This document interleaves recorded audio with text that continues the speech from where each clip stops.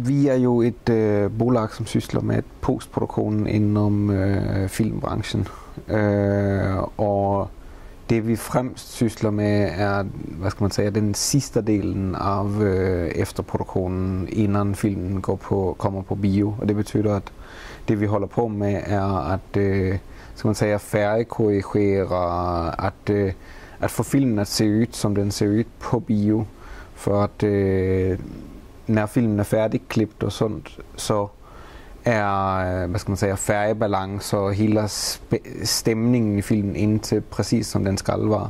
Og der ser vi til, at vi lægger den færgebalance, lægger den stemning, som skal til for at man sælger, eller for at filmen har den rigtige chancellor. Lægger en mørk stemning i en filmproduktion, så kanskje man drar frem personerne, men baggrunden for forsvinder lidt. Man kan gøre mange saker, til eksempel lægge lys rundt, lidt lys rundt øjnene altid bra, for at veta hvad i billedet skal man titta. Det findes utroligt mange virkemidler at jobbe med. Og hvad skal man sige, alting handler om at fake, og det er vel egentlig det vi gør. Vi forsøger at hitta stemningen, som regissør plus fotograf hade tänkt sig från början. Det är som en slags retuschering som man håller på med fuldstændigt. Bilder. Altså det er som mange kender Photoshop og jobber med bild. Alle ved at bild på, hvad skal man sige, på magasin altid er Photoshop og så. Og det er egentlig det vi gør med en rørlig bild, der man så jobber i realtid med den rørlige bilden før at skabe de her effekten. Så det er en veldig kostsam dator, som man sysler med, og veldig specialiseret kunskap for at få frem de her resultater. Du har ju din arbetsplats här på Film i Väst, men vem är din arbetsgivare? Jeg er anställd av dotterbolaget til et dansk produktionsbolag, som heter Centropa. Företaget her heter Centropa Post Production Sweden, men som sagt dotterbolag av Centropa, som er blandt andet ægt av Lars von Trier, som har gjort Melancholia, Dogville, Dancer in the Dark, liknande filmer. Och det är de filmerna du har varit med och retuscherat? Vi har gjort senaste filmen Melancholia her, og vi gjorde förra filmen Antichrist också. Så vi har sysslat med ganska mycket av hans produktioner här, ja. Hur många filmer har du varit med och arbetat på? När det rör sig om den här typen av arbete som vi pratar om nu, då är vi väl på... Vi har väl gjort 15 produktioner här eller något sånt. När det rör sig om andra typer av jobb, så har vi under de senaste 5 åren i Trollhättan haft cirka 60 filmer, som vi har jobbat med här. Vilken film har varit mest krävande att jobba med?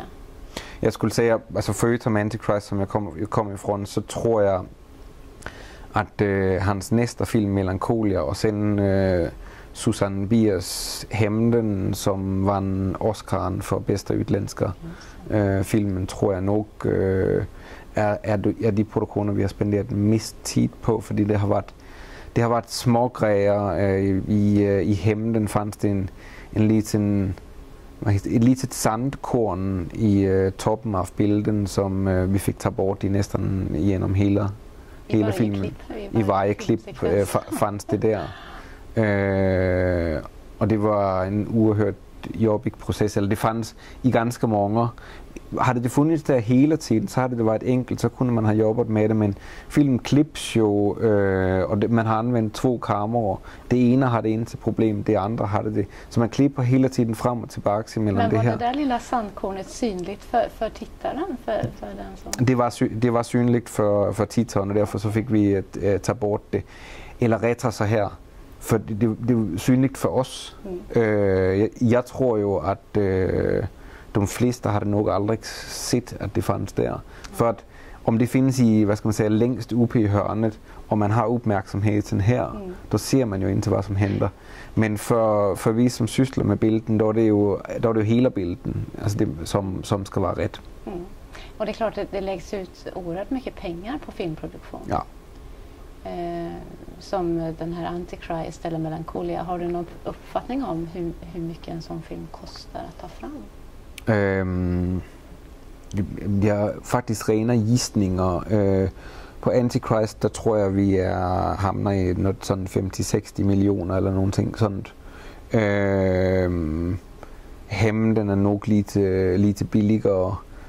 Men om man tar en produktion som Arn, som vi inte har varit med om att göra, så pratar man ju om 3-siffrade miljonbelopp. Jag tror folk är inte överens om hur många vad heter det, siffror som finns där, men jag har hört 200-250 som de 2 filmerna kostade. Så det är ju ganska mycket pengar man spenderar. Men ändå lite i jämförelse med Hollywood, absolut. Och det är också det man oftast säger med europeisk produktion, att man ser pengarna som hamnar på dyken. Vi spenderar inte pengarna på till exempel att en skådespelare har privatchaufför och så vidare, eller ska bo på 5-stjärniga hotell och allt sånt. Och det betyder ju att det finns fler pengar att få upp på dyken så att det ser bra ut. Var det svårt för dig i början att förstå språket, eller rättare sagt hade svenskarna svårt att förstå dig? För mig var det inte svårt därför att jag hade ifrån dels att jag hade varit ihop med en svensk innan jag flyttade hit, och att jag kom ifrån en utbildning där det fanns svenska, så jag var van om att lyssna på det svenska. Men det var definitivt svårt språkligt att jobba framförallt de första par åren. Jag brukade att starta en samtal med hej, mitt namn är Henning Eriksen, som du säkert hör så är jag dansk, jag ska försöka göra mitt bästa för att... Och då fick man liksom folk över på min sida istället för att bara gå igång ytterligare en sak omkring det danska. Vi var om att när vi ringer ett jobbsamtal, då börjar vi bara prata på och prata jobb direkt. Där är det en svensk grej som handlar om att man ska förbi 2 meningar som är... Lite svensk kallprat. Precis, kallprat, det var precis det ordet.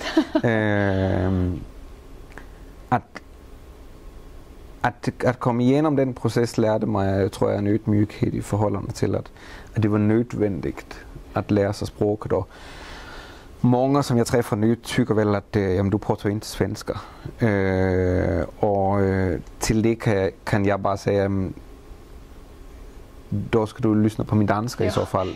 För att jag pratar svenska med en väldigt specifik dansk brytning. Och jag har gett upp lite med att försöka att lära mig den svenska brytningen. Jag skulle jättegärna ha den, absolut. Men jag tycker att det är viktigare med ordförrådet. Det är viktigare att göra sig förstått. Nu en klassisk fråga. Om du fick ta med dig 3 saker till en öde ö, vad skulle de sakerna vara för något? 3 saker? 3 saker. 3 ting.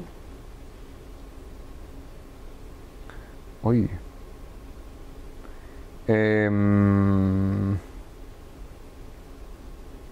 Men alltså, köksknivar. En kökskniv, så får jag välja den som är bäst i så fall. För att jag gillar att göra mat.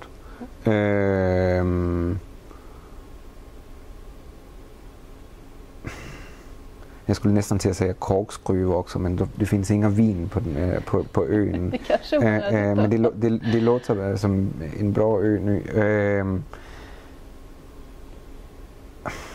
Alltså jag skulle nog ändå vilja ha någon form av... Den öde ön låter ju bra, men jag är en tv-person. Det var bra med film ändå på något sätt.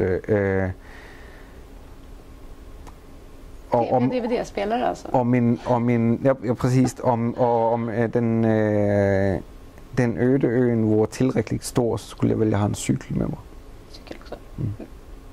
tycker om att cykla? Ja, absolut. Både att titta på som sport, men framförallt att komma ut. Alltså cykla och vandra. Tävling. Cyklar du själv? Nej, det har aldrig blivit till det. Jag tycker bara om att komma ut i luften. Så, och sen så tycker jag att cykeln är bästa transportmedel överhuvudtaget. Speciellt för folk som har bott i eller som har varit i Köpenhamn vet att en cykel måste man ha. Man kan inte överleva utan cykel. Så. Det går an när man bor i ett platt land. Precis. Ja, men alltså jag skulle ju tycka att det vore bra om det var fler som cyklade här, men cykelkulturen är inte helt ingrodd på samma sätt i svenskarna som det är de danska. Men man försöker jobba på att främja cyklandet. Och det är väl bra. Tycker jag är jättebra. Mer sånt. Så rakt av så tror jag det var mina 3 svar. Jag är lite osäker på den med tv. Jag tycker det låter tråkigt på en öde ö, men okej. I fall. Ja. Tack så jättemycket för att jag fick prata med dig en stund. Trevligt. Tack. Ja, tack så mycket för ikväll. Hoppas ni är med oss nästa vecka igen. Då ska det handla om sociala medier, en ny biograf i stan och nästa veckas gäst ska ni inte missa. Hon har lurat döden inte mindre än 4 gånger. Riksdagskvinnan och kristdemokraten Pernilla Günther. Hej för nu!